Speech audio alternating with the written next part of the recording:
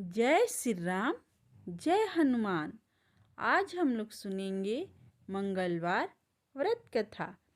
व्यास जी ने कहा, एक बार नौमी शरण्य तीर्थ में 80,000 मुनि एकत्र होकर पुराणों के ज्ञाता श्री सूत जी से पूछने लगे, हे महामुने, आपने हमें अनेक पुराणों की कथाएं सुनाई हैं।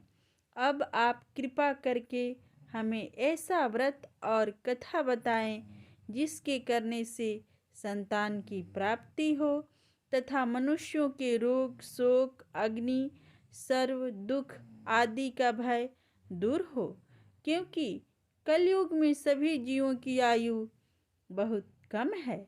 फिर इस पर उन्होंने रोग, चिंता के कष्ट लगे रहेंगे तो फिर वह श्री हरि के चरणों में अपना ध्यान कैसे लगा सकेंगे। श्री सूत जी बोले, हे मुनियों, आपने लोक कल्याण के लिए बहुत ही उत्तम बात पूछी है। एक बार युधिष्ठिर ने भगवान श्री कृष्ण से लोक कल्याण के लिए यही प्रश्न किया था। भगवान श्री कृष्ण और युधिष्ठिर का संवाद तुम्हारे सामने कहता हूँ, ध्यान देकर सुनो। एक समय पांडवों की सभा में श्री कृष्ण जी बैठे हुए थे। तब युधिष्ठिर ने कहा, भगवान श्री कृष्ण से प्रश्न किया, हे प्रभु नंदन नंद गोविंद, आपने मेरे लिए अनेकों कथाएं सुनाई हैं। आज आप कृपा करके ऐसा व्रत या कथा सुनाएं जिसके करने से मनुष्यों का रोग, चिंता का भय समाप्त हो और उसको पुत्र की प्राप्ति हो। हे प्रभु, बिना पुत्र के जीवन व्यर्थ है। पुत्र के बिना मनुष्य नरकगामी होता है। पुत्र के बिना मनुष्य पितृ ऋण से छुटकारा नहीं पा सकता और ना ही उसका पुण्य नामक नरक से उद्धार हो सकता है। अतः पुत्रदायक व्रत बतलाएं। श्री कृष्ण भगवान बोले, हे राजन, मैं प्राचीन इतिहास सुनाता हूँ, आप उसे ध्यान पूर्वक सुनो। कुंडलापुर नामक एक नगर था। उसमें नंदा नामक एक ब्राह्मण रहता था। भगवान की कृपा से उसके पास सब कुछ था, फिर भी वह दुखी था। इसका कारण यह था कि ब्राह्मण की स्त्री सुनंदा के कोई संतान न थी। सुनंदा पतिव्रता थी, भक्ति पूर्वक श्री हनुमान जी की आराधना करती थी। मंगलवार के दिन व्रत करके अंत में भोजन बनाकर हनुमान जी का भोग लगाने के बाद स्वयं भोजन करती थी। एक बार मंगलवार के दिन ब्राह्मणी गृह कार्य की अधिकता के कारण हनुमान जी का भोग न लगा सकी तो इस पर उसे बहुत दुख हुआ। उसने कुछ भी नहीं खाया और अपने मन में प्रण किया कि अब तो अगले मंगलवार को ही हनुमान जी का भोग लगाकर अन्न जल ग्रहण करूंगी। ब्राह्मणी सुनंदा प्रतिदिन भोजन बनाती, श्रद्धापूर्वक पति को खिलाती, परंतु स्वयं भोजन नहीं करती और मन ही मन श्री हनुमान जी की आराधना करती थी। इस प्रकार 6 दिन गुजर गए। ब्राह्मणी सुनंदा अपने निश्चय के अनुसार भूखी प्यासी निराहार रही। अगले मंगलवार को ब्राह्मणी सुनंदा प्रातः काल ही बेहोश होकर गिर पड़ी। ब्राह्मणी सुनंदा की इस असीम भक्ति के प्रभाव से श्री हनुमान जी बहुत प्रसन्न हुए और प्रकट होकर बोले, सुनंदा, मैं तेरी भक्ति से बहुत प्रसन्न हूँ, तू उठ और वर मांग। सुनंदा अपने आराध्य देव से श्री हनुमान जी को देखकर आनंद की अधिकता से विह्वल हो श्री हनुमान जी के चरणों में गिरकर बोली, हे प्रभु, मेरी कोई संतान नहीं है, कृपा करके मुझे संतान प्राप्ति का आशीर्वाद दें। आपकी अति कृपा होगी। श्री महावीर जी बोले, तेरी इच्छा पूर्ण होगी।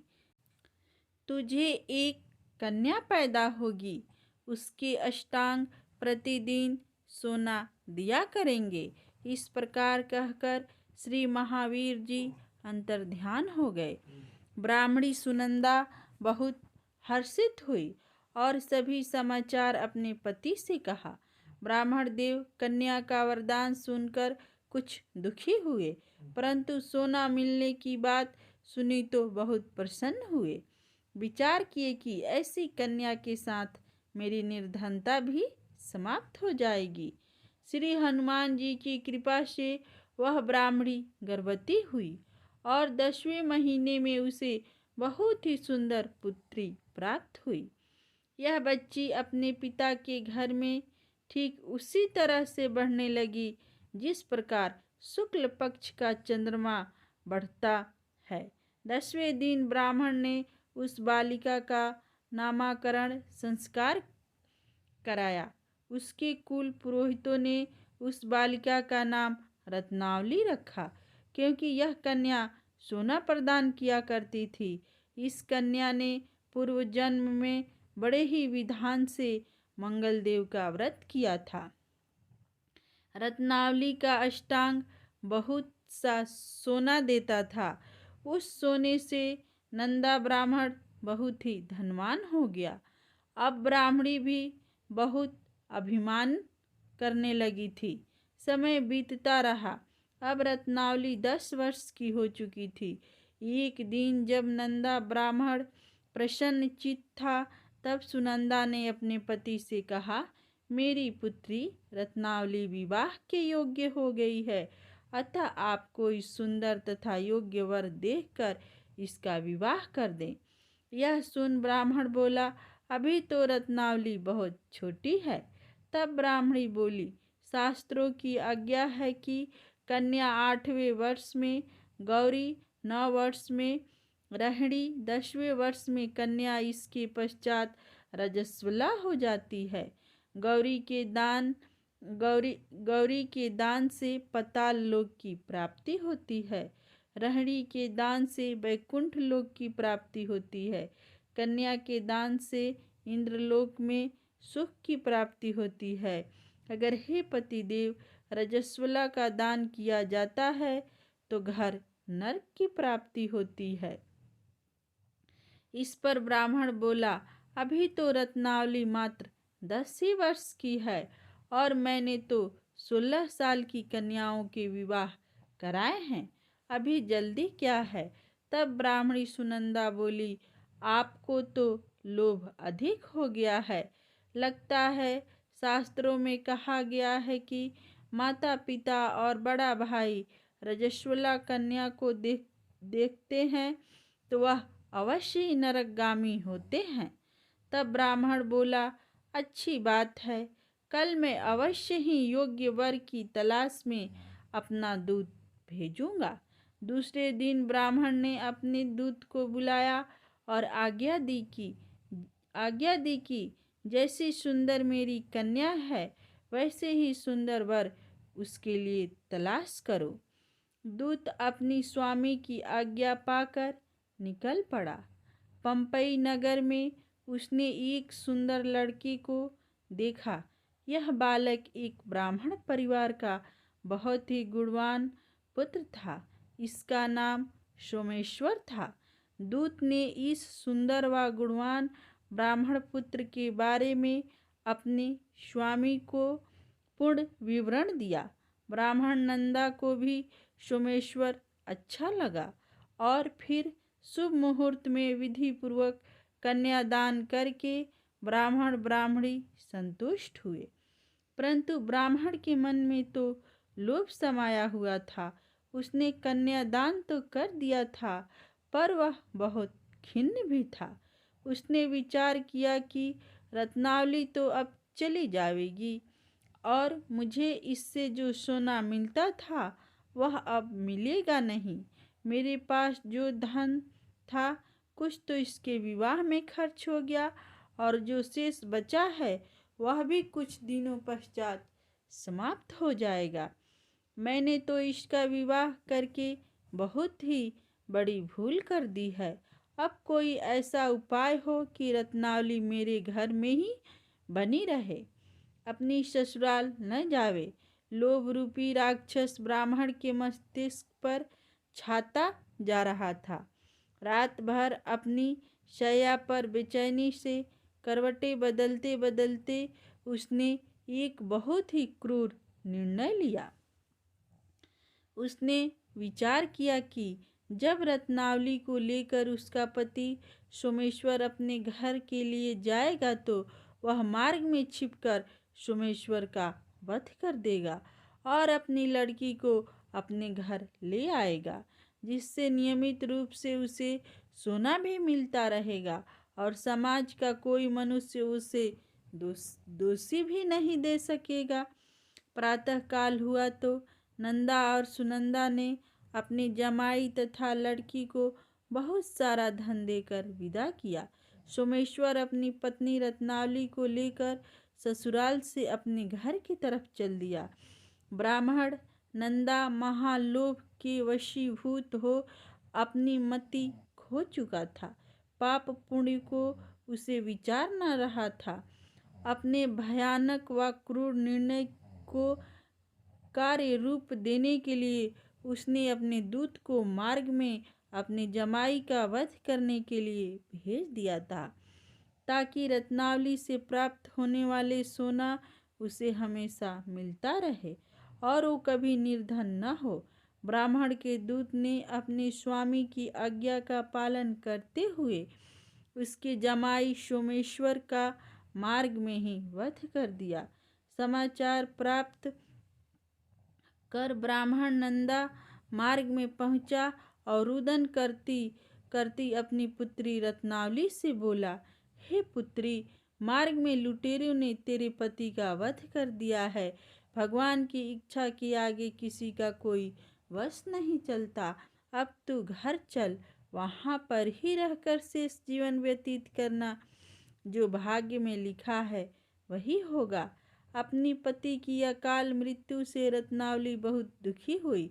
करुण क्रंदन व रुदन करते हुए अपने पिता से बोली, हे पिताजी, इस संसार में जिस स्त्री का पति नहीं है उसका जीना व्यर्थ है। मैं अपने पति के साथ ही अपने शरीर को जला दूंगी और सती होकर अपने इस जन्म को, माता पिता के नामों को तथा सास ससुर के यश को सार्थक करूंगी। ब्राह्मण नंदा अपनी पुत्री रत्नावली के वचनों को सुनकर बहुत दुखी हुआ। विचार करने लगा, मैंने व्यर्थ ही जमाई वध का पाप अपने सिर लिया। रत्नावली तो उसके पीछे अपनी ही प्राण तक देने को तैयार है। मेरा तो दोनों तरफ से मरण हो गया।